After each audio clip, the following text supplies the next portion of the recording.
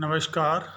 मैं श्रवण सैनी, सहायक आचार्य FM, government college Behror, BCom part second के ईएफएम के प्रथम प्रश्न पत्र राजस्थान में आर्थिक पर्यावरण, इस विषय में आज हम चर्चा करेंगे राष्ट्रीय कृषि नीति सन 2000 के ऊपर। राष्ट्रीय कृषि नीति नेशनल एग्रीकल्चर पॉलिसी 2000 भारत सरकार के द्वारा 28 जुलाई 2000 को राष्ट्रीय कृषि नीति की घोषणा की गई। उस समय कृषि मंत्री नीतीश कुमार थे। यह कृषि नीति देश में समस्त राज्यों पर लागू होती है।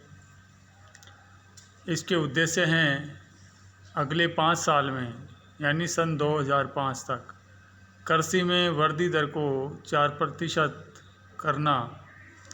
दूसरा है मांग आधारित कृषि उत्पादन को बढ़ाना, यानी ऐसे फसलों का उत्पादन करना जिनकी मांग अधिक रहती हो, औद्योगिक रूप से या घरेलू रूप से। इसका ध्येय वाक्य है, स्लोगन है, खाद्य सुरक्षा, सामाजिक न्याय और गरीबी निवारण, food security, social justice and poverty alleviation. मतलब ये राष्ट्रीय कृषि नीति है, वह देश के प्रत्येक नागरिक को अन्न सुरक्षा या खाद्य सुरक्षा उपलब्ध कराने के लिए बनाई गई है और सामाजिक न्याय को बढ़ावा देने के लिए, और इसके साथ ही गरीबी का निवारण करने के लिए भी बनाई गई है। इस कृषि नीति का उद्देश्य है ठेका कृषि और लीज कृषि के माध्यम से कृषि क्षेत्र में निजी क्षेत्र को बढ़ावा देना, ताकि तिलहन, कपास व बागवानी में प्रौद्योगिकी हस्तांतरण, रोकड़ प्रवाह है व बाजार को उन्नत किया जा सके। यानी निजी क्षेत्र को ठेका कृषि के द्वारा और लीज के माध्यम से प्रवेश दिया जाएगा, और निजी क्षेत्र जब प्रवेश करेगा तो वह अपने साथ प्रौद्योगिकी लाएगा, नई प्रौद्योगिकी, न्यू टेक्नोलॉजी लाएगा और कृषि के लिए वित्त लेके आएगा, रोकड़ लेके आएगा उत्पादन के लिए, और उत्पादित माल को बाज़ारों में सही मूल्यों पर बेचने में सक्षम रहेगा। अब देखते हैं राष्ट्रीय कृषि नीति 2000 की विशेषताएं। पहली विशेषता है कृषि क्षेत्र में वार्षिक वृद्धि दर को 4% करना। इस नीति में कृषि की वार्षिक वृद्धि 4% तय की गई है। इस नीति से पहले कृषि की वार्षिक वृद्धि दर 1 से 2% के बीच हुआ करती थी, और जब अकाल पड़ते थे या सूखा पड़ता था तब ये वार्षिक वृद्धि दर आधे % के आसपास हो जाया करती थी। भारत एक विकासशील देश है, अतः विकास में कृषि का योगदान भी महत्वपूर्ण होता है। अतः कृषि के योगदान को बढ़ाने के लिए, ताकि देश की जीडीपी में कृषि क्षेत्र का योगदान बढ़ सके, इसके लिए कृषि नीति की वृद्धि दर 4% रखी गई। अब है उपलब्धि के आयाम, यानी ये उपलब्धि है कृषि नीति का जो लक्ष्य है उसको कैसे प्राप्त किया जा सकता है। उसका पहला आधार है आधारिक संरचना, यानी मूलभूत सुविधाएं जिनमें सिंचाई सुविधा और बिजली का कनेक्शन महत्वपूर्ण है। यानी सिंचाई सुविधाएं का विकास किया जाए, नहरें निकाली जाएं, तालाब बनाए जाएं, ताकि भूमिगत जल की में वृद्धि हो सके। इसके अलावा बिजली का कनेक्शन गांव-गांव तक पहुंचाया जाए, ताकि बिजली के द्वारा कृषि में सिंचाई का कार्य किया जा सके। दूसरा है संस्थागत। इसके संस्थागत लक्ष्य जो आधार है वह है वित्त और बीमा, यानी ऐसी संस्थागत वित्त की व्यवस्था की जाए और कृषि के लिए बीमा की व्यवस्था भी की जाए, ताकि किसानों को नुकसान होने पर फसल नष्ट होने से होने वाले नुकसान से किसानों को बचाया जा सके। तीसरा है कृषि क्रम सुधार। कृषि के ऊपर जो कर थे उनको भी कम किया जाए, उनका भी पुनर्विलोकन किया जाए। तो इस प्रकार आधारिक संरचना, संस्थागत और कृषि के करों में सुधार के सामूहिक प्रयासों के द्वारा कृषि नीति 2000 के लक्ष्यों को प्राप्त किए जाने का प्रयास किया गया है। अगली विशेषता है निजी क्षेत्र को प्रवेश। कृषि के क्षेत्र में कृषि अनुसंधान, मानव संसाधन विकास और फसल काटने के पश्चात प्रबंधन और मार्केटिंग के लिए निजी क्षेत्र को निवेश हेतु प्रोत्साहित किया जाएगा इस नीति में। इसके अलावा संविदा कृषि, कॉन्ट्रैक्ट फार्मिंग व लीज पद्धति के माध्यम से निजी क्षेत्र को कृषि क्षेत्र में प्रवेश दिया जाएगा। यह कृषि अनुसंधान के क्षेत्र में होगा, यानी जो निजी क्षेत्र आएगा वो कृषि अनुसंधान में पूंजी लेकर आएगा। इसके अलावा मानव संसाधन विकास कर सकेगा, यानी कृषि के जो नए तौर तरीके हैं उनमें किसानों को प्रशिक्षित करने के लिए भी निजी क्षेत्र को प्रवेश दिया जाएगा। इसके अलावा फसल काटने के पश्चात उसका संरक्षण करना, कोल्ड स्टोरेज में रखना और उचित मूल्य मिलने पर उनको बाजार में बेचना, इन सभी कार्यों में कॉन्ट्रैक्ट फार्मिंग के द्वारा किसानों से समझौता करके उनको एक निश्चित आय देने का प्रावधान किया गया है।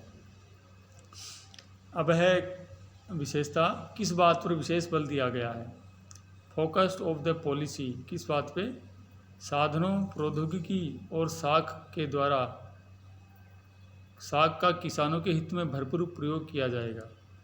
यानी जो कृषि के साधन हैं और कृषि की जो प्रौद्योगिकी है और कृषि के लिए साख है, इसका भरपूर मात्रा में किसानों के हित में प्रयोग किया जाएगा और साख के माध्यम से किसानों को मौसमी और मूल्य में आने वाले उतार चढ़ावों से बचाया जाएगा। अगली विशेषता है किसानों की सुरक्षा हेतु प्रावधान। WTO के कृषि समझौते के अनुसार आयातों के मात्रात्मक परिणामों यानी क्वांटिटेटिव रेस्ट्रिक्टिव जो हैं, यानी उनको विघटित करने के लिए राष्ट्रीय कृषि नीति में जिन्सवार रणनीति तैयार की गई है। वह वैश्विक बाजार मूल्यों में आने वाले उतार चढ़ावों से किसानों को बचाने के लिए प्रावधान किए गए हैं तथा निर्यातों को बढ़ावा दिया गया है। WTO का कृषि समझौता 1994 में हुआ था। उसके अंतर्गत कृषि के बाजार मूल्यों और कृषि उत्पादों के लिए एक वैश्विक स्तर पे समझौता किया गया था। उस समझौते के अनुसार प्रत्येक देश है वो अपने मात्रात्मक परिणाम निर्धारित करता है, यानी किस मात्रा में कितना जो कृषि उत्पाद है दूसरों से देशों से आयात करना है। तो इसके लिए भी नई राष्ट्रीय जो कृषि नीति है उसमें जिन्सवार यानी फसल वाइज रणनीति तैयार की गई है कि किस फसल का कितना आयात करना है। तो उनकी जो मात्रा है वह पहले ही निर्धारित कर ली गई है। और इसके अलावा यदि वैश्विक बाजार में कृषि उत्पादों के मूल्य में यदि बहुत ज़्यादा उतार चढ़ाव होता है तो उन उतार चढ़ावों से का प्रभाव अपने देश के फसलों के ऊपर नहीं पड़े, फसलों के उत्पादों के ऊपर नहीं पड़े, इसके लिए भी रणनीति इसमें तैयार की गई है। अगला है भावी मूल्यों को पकड़ना। कृषि नीति 2000 में यह स्पष्ट किया गया है कि भावी कृषि मूल्यों में बड़े उछाल से बचाव हेतु सरकार द्वारा उपाय किए जाएंगे। यानी भविष्य में मूल्य बहुत ज़्यादा गिर नहीं जाएं फसलों के, जिससे कि किसानों को नुकसान हो जाए, तो इसके लिए भी वर्तमान मूल्यों को स्थिर रखने के लिए भी सरकार के द्वारा प्रयास किए जाएंगे। अगला है ठोस विकास, सस्टेनेबल डेवलपमेंट। कृषि के क्षेत्र में कौन कौन से जो ठोस विकास किए जाएंगे, इसके लिए लाभदायक रोजगार उत्पन्न किए जाएंगे और जीवन स्तर को ऊपर उठाने का प्रयास किया जाएगा। ये इसके ठोस विकास के लक्ष्य कहे गए हैं। अगला है राष्ट्रीय पशुधन किस्म रणनीति, national live stock breeding strategy.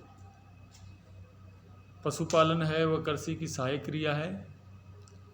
तो पशुपालन के लिए भी इस नीति में ये उद्देश्य रखा गया है कि देश में दूध का, मांस और अंडे की आपूर्ति को बढ़ाया जाएगा, ताकि सूखे व अकाल की स्थिति में भी अनाज की समस्या से निपटा जा सके।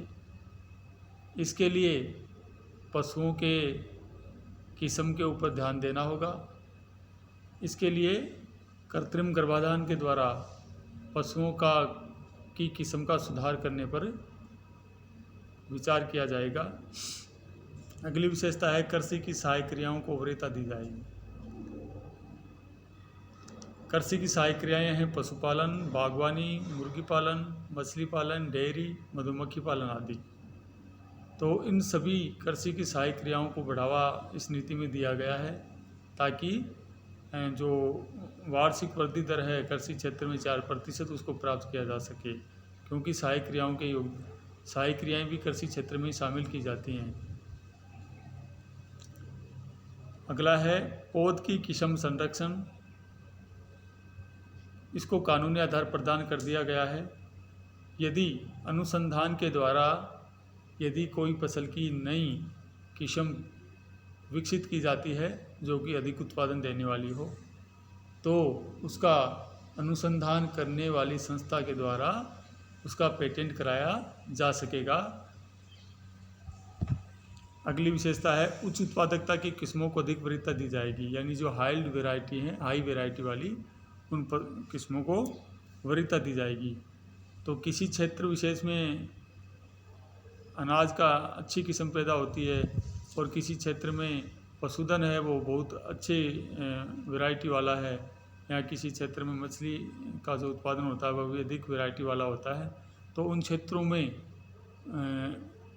उनके उत्पादन के ऊपर अधिक जोर दिया जाएगा। अगला है घरेलू कृषि बाजार को उदारता प्रदान की जाएगी।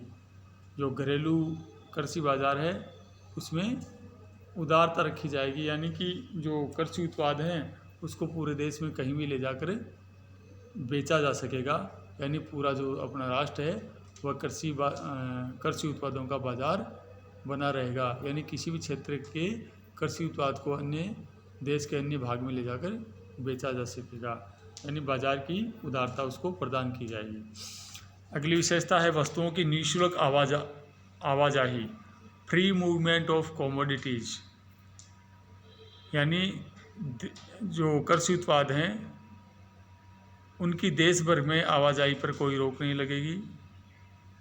चूँकि जैसे कर हैं वो भी इसके ऊपर हटा लिए जाएंगे, यानी किसान अपने उत्पाद को बेचने के लिए देश भर में कहीं भी बिना रोक टोक के ले जा सकता है। ये व्यवस्था भी इस कृषि नीति में की गई है। अब है कर ढांचे में सुधार। अनाज व नकदी फसलों पर कर को जो दर है उसके ऊपर दोबारा गौर किया जाएगा, तथा कृषि आदानों, कृषि इनपुट्स जैसे कृषि के बीज बिजाई के लिए, और जो उर्वरक हैं, पेस्टिसाइड हैं, और इसके अलावा जो कृषि संयंत्र हैं ये कृषि के आदान कहलाते हैं, इनपुट्स कहलाते हैं। इनके द्वारा कृषि में उत्पादन किया जाना संभव नहीं होता है, तो इनके ऊपर भी कर की दर को घटाया जाएगा। अब है ग्रामीण विद्युतीकरण। गांव में विद्युत का अभाव है, सभी गांवों में बिजली नहीं पहुंच पाई है, तो इसमें लक्ष्य रखा गया था नीति में 2000 में कि जो ग्रामीण विद्युतीकरण उसका विस्तार किया जाएगा, ताकि कृषि विद्युत कनेक्शन के द्वारा सिंचाई के क्षेत्र को बढ़ाया जा सके। अगली विशेषता है साख की उपलब्धता पर जोर। कृषि क्षेत्र में किसानों को पर्याप्त मात्रा में वित्त की सुविधा उपलब्ध कराई जाएगी, ताकि किसान समय पर अपनी कृषि में बिजाई बुआई कर सकें। इसके लिए संस्थागत साख उपलब्ध कराने पर जोर दिया गया है, यानी जो संस्थाएं हैं, बैंकिंग संस्थाएं हैं, सहकारी संस्थाएं हैं, और जो भूमि विकास बैंक हैं, उनके द्वारा कम से कम जो उधार दिया जाता है उसका 40% कृषि क्षेत्र को उपलब्ध कराने के ऊपर जोर दिया गया है। अब है बीमा पैकेज भी उपलब्ध कराया जाएगा। सरकार के द्वारा सभी किसानों को देश में एक बीमा पॉलिसी के द्वारा बीमा की सुविधा उपलब्ध कराई जाएगी, जिससे कि यदि किसान की फसल नष्ट हो जाती है तो उससे किसान को जो नुकसान है उससे किसान को बचाया जा सके। अवैध कृषि उत्पादों के आयातों के संबंध में प्रावधान। WTO के 1994 के जो कृषि समझौता है उसके अनुसार कोई भी देश है अपने देश में कृषि उत्पादों के आयातों पर रोक नहीं लगा सकेगा। यानी कोई देश दूसरे देशों से कृषि उत्पादों के आयात पर रोक नहीं लगा सकेगा, परंतु सरकारों को ये छूट दी गई थी समझौते के अनुसार कि आयातों को हतोत्साहित करने हेतु आयात करों को सरकार बढ़ा सकेगी। यदि सरकार चाहती है कि देश में आयातों की कम मात्रा हो, कृषि जो उत्पाद हैं वो कम मंगाए जाएं, उनका कम आयात किया जाए, तो इसके लिए वह आयात पे कर की दर को बढ़ा सकती है ताकि देश के किसानों को नुकसान होने से बचाया जा सके। यदि आयात कर अधिक ऊंचा कर दिया जाए तो विदेशों से आने वाला कृषि उत्पाद देश में महंगा हो जाएगा और जिससे जनता उनको नहीं खरीदेगी और यहाँ के जो देश में उत्पादित उत्पाद हैं कृषि उत्पाद उनका ही जनता के द्वारा उपभोग किया जाएगा, जिससे कि किसानों को नुकसान होने से बचाया जा सकेगा। अगली विशेषता है व्यापार की विपरीत शर्त, adverse term of trade. Adverse term of trade क्या होती है? ये ऐसी स्थिति होती है जब देश में तो औद्योगिक उत्पादन है उसका मूल्य तो बढ़ रहा होता है, परंतु देश में उत्पादित कृषि उत्पादों का मूल्य गिर रहा होता है, तो इसको व्यापार की विपरीत शर्त कहा जाता है। इसमें किसानों को नुकसान होने की पूरी संभावना रहती है क्योंकि उनके कृषि उत्पादों का मूल्य गिर जाता है। तो राष्ट्रीय कृषि नीति 2000 में ये व्यवस्था की गई है कि सरकार इस व्यापार की शर्त को किसानों के हित में बदल सकती है, यानी गिरते हुए मूल्यों को रोक सकती है और कृषि मूल्यों को भी बढ़ा सकती है। पानी के प्रयोग के संबंध में भी राष्ट्रीय कृषि नीति 2000 में यह स्पष्ट किया गया है कि शहरों नलकूपों से और नहरों से खेती की जाएगी। नहरों से सिंचाई करने पे ज़मीन में दलदल की समस्या हो जाती है, यानी नहर के आसपास जो खेत हैं उनमें पानी रिसता रहता है, उसकी वजह से वो ज़मीन दलदली हो जाती है। तो उस दलदली ज़मीन को भी उपजाऊ बनाने के ऊपर इस नीति में बात की गई है। इसके अलावा किसानों को बारानी भूमि कृषि और वृक्षारोपण हेतु आवंटित की जाएगी और इसके अलावा बीज प्रमाणीकरण के ऊपर भी जोर दिया जाएगा, यानी जो किसानों को बिजाई से पहले जो बीज उपलब्ध कराया जाएगा उस बीज को प्रमाणीकृत किया जाएगा, उसकी उत्पादन क्षमता को पहले जांचा जाएगा, उसके बाद ही किसानों को बीज उपलब्ध कराया जाएगा। और अंत में है एक असाइनमेंट, भारतीय कृषि नीति 2000 के ऊपर एक संक्षिप्त टिप्पणी लिखिए। ये क्वेश्चन 10 नंबर का होता है। संक्षिप्त में लिखना होता है कृषि नीति के बारे में, यानी जो भी टॉपिक होता है उसमें संक्षेप में लिखना होता है। दूसरा क्वेश्चन है भारत में राष्ट्रीय कृषि नीति 2000 के ऊपर निबंध लिखिए। तो इसमें कुछ ज़्यादा लिखना पड़ता है निबंध में संक्षिप्त नोट के बजाय, तो ये क्वेश्चन 20 नंबर का पूछा जाता है। आज के लिए बस इतना ही। Thank you.